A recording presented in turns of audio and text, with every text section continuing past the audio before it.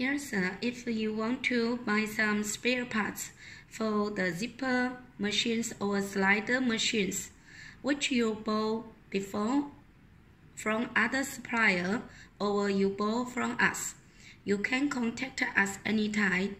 When you want to buy these spare parts, you just let us know the following information.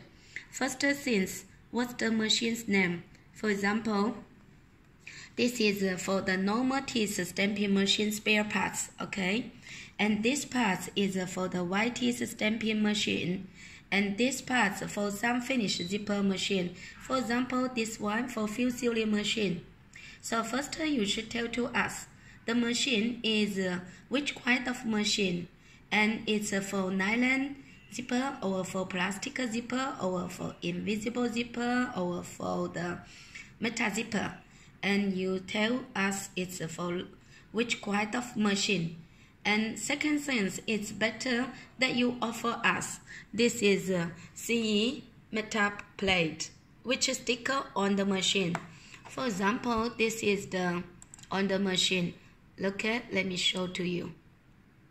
This is our fill sealing machine. So this metal plate is a sticker on the machine.